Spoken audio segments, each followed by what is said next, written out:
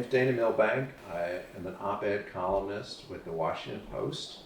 I've been there 25 years, reported from all over the world and all over the country over the years. So I started out of college at the Wall Street Journal.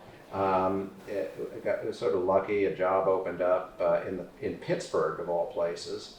And so I started out covering metals. I was covering aluminum and steel and machine tools, everything, sort of gritty Midwest industrial stuff. That was my beat.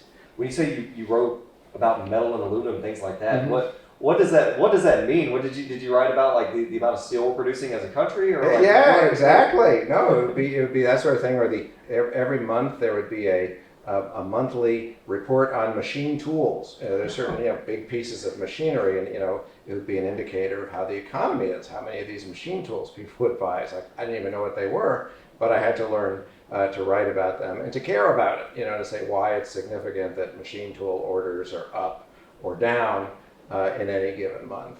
I didn't know anything about it, but that's what the Wall Street Journal wanted me to do, so I learned that. But I think it's how, in many ways, how a lot of people start out. If you're covering the police beat or the school board. So I was covering the equivalent of that for the business world. I was, they needed me to write some boring story about metal. I was going to write that story. And when you graduated from college, I'm sure you didn't graduate with the intention of covering rubber and I did not machinery. I did not major in metal. Metallurgy, no, I didn't do that.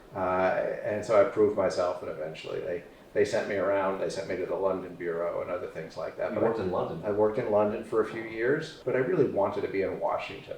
I always had an interest in politics. I wanted to do that. So I kept agitating to do that. Even when I was in London, I was like, all right, can I go to Washington now? And by the time when I got there, I was like, wow, that was pretty nice in London. I might have stayed there a little longer.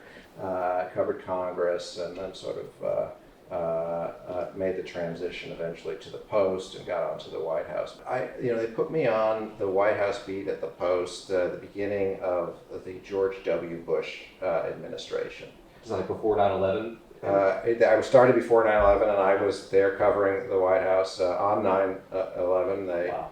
Yeah, I remember I was still at home when the planes struck the towers in the Pentagon. I remember getting a call from my editor, and it said, "We hear there may be another plane heading for the White House, and we'd like you to get down there."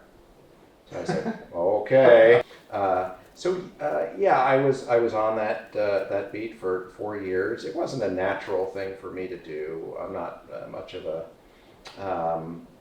scoop generating news reporter. It's not sort of in my DNA. I'm more analytical, observational reporter. I like to entertain my readers. I like to be a storyteller, and working in the White House, as I was saying, doesn't always lend itself to that. It can be pretty dreary.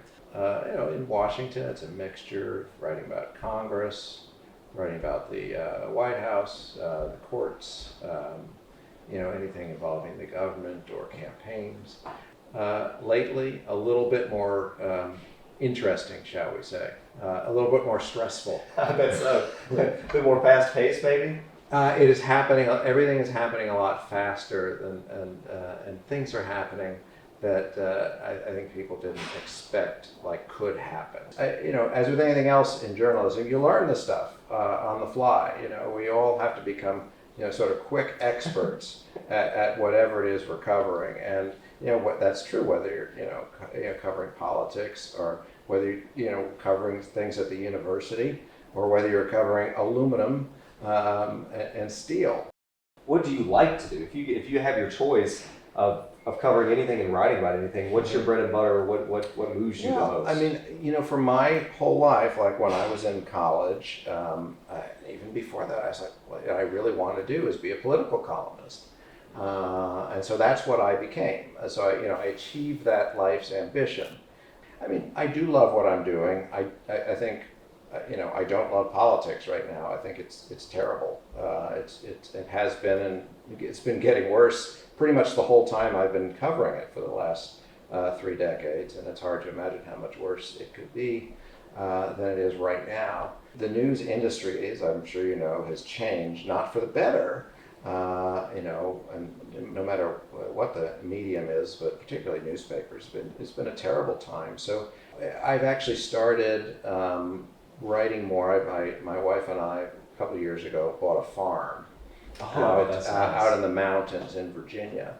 And it's beautiful. We love it there. So I've been, I got myself a tractor, and I'm a kid from the suburbs. I didn't know about these things, but so I'm learning at this, late in life, how to work on a farm and manage the land. And I've been writing about it for the Washington Post, and my readers seem to love it. It's a respite from all the dreariness and terrible things going on in politics. So I can go and write about a salamander or a bird, or prescribed burns, or how my tractor is trying to kill me, or all these snakes that are in my house. Yeah, I mean, look, there's pitfalls and there's benefits of any any path you choose. I mean, it's a really hard time to go into journalism because the economics really stink, but it's still so important, and it's still very rewarding. I mean, it's a lot of fun to do this job. I figure it gives me the license to walk up to anybody on the street and start asking them questions. They don't have to answer me, but there's a reason to, or just to call people up if I'm curious about something. And that's a great thing to have. I'm thrilled whenever I hear young people say that this is what they want to do, because it has to succeed. If journalism fails, if we don't have a news industry anymore, if we don't have a shared sense of truth, well, okay, that really sucks for journalists, but you know what? It sucks for America. We can't have a democracy. We can't have a free society if we don't have a news business. I mean, that's not me, that's Thomas Jefferson. I mean, the free press is essential to our culture, our civilization. It's hard financially, and you'll probably get a lot of abuse along the way for doing it, but it's also extremely rewarding to know that you're working really for a cause.